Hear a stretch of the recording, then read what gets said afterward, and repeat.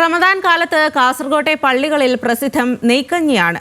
നെയ്യും തേങ്ങയും ഇട്ട് തയ്യാറാക്കുന്ന കഞ്ഞി വാങ്ങാൻ നിരവധി വിശ്വാസികളാണ് പള്ളികളിലേക്ക് എത്തുന്നത്. 4 മണിക്കൂറോളം എടുത്താണ് കഞ്ഞി തയ്യാറാക്കുന്നത്. അത് കാണാം.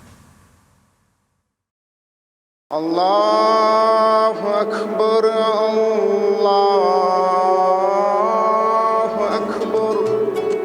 വൈകിട്ടുള്ള അസർ നിസ്കാരത്തിന് ബാങ്ക് വിളിച്ചാൽ കൊച്ചുകുട്ടികൾ മുതൽ പ്രായമായവർ വരെ കാസർഗോഡ് തെരുവത്ത് പള്ളിയിൽ പാത്രവുമായി എത്തും. നോമ്പുതുറയ്ക്ക് പള്ളിയിൽ നിന്ന് നൽകുന്ന കഞ്ഞി വാങ്ങുകയാണ് ലക്ഷ്യം.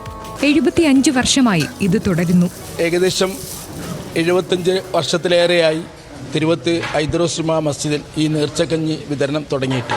പഴമക്കാർ പറയുന്നതനുസരിച്ച് ആ കാലത്ത് മറ്റൊരു പള്ളിയിലും ഇങ്ങനെ ഒരു നേർച്ചക്കഞ്ഞി വിതരണം നടന്നിരുന്ന സാഹചര്യമായിരുന്നില്ല.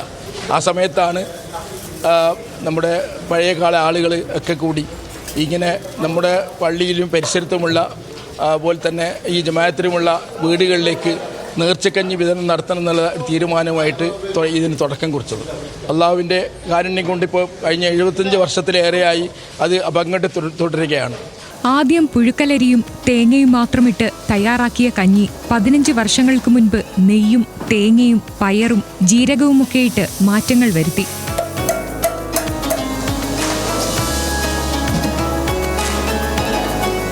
രാവിലെ ഞാൻ 8 മണിക്ക് വന്ന് വെള്ളം വെക്കും. അതിൻ്റെ ശേഷം 11 മണിക്ക് വന്നിട്ട് അരി ഇടും. പിന്നെ ഇതിലെ തനിമ അരി യൂസാക്കുന്നത് ചെറുപയർ പരിപ്പ് മില്ലിമാനായി അങ്ങനത്തെ എല്ലാ സാധനവും ഇതിലേക്ക് ഇടുന്നത്. തേങ്ങ പച്ച തേങ്ങ അരച്ചിട്ട് ഇതിലേക്ക് ഇടുന്നതാണ്. പിന്നെ പഠിച്ചൊന്ന് കൈപ്പുണ്യം പഠിച്ചൊന്ന് തന്നെ അൽഹംദുലില്ലാ അതിൽ നമ്മൾ ഉണ്ടാക്കുന്നത്. പിന്നെ 1000 കണക്കിന് ആൾ പുറത്തുനിന്നെല്ലാം വന്നിട്ട് വാങ്ങിയിട്ട് പോകുന്ന ഈ സാധനം.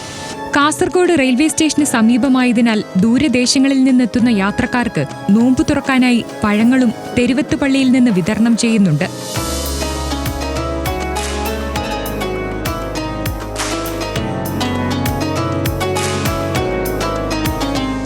ന്യൂസ് മലയാളം, കാസർഗോഡ്.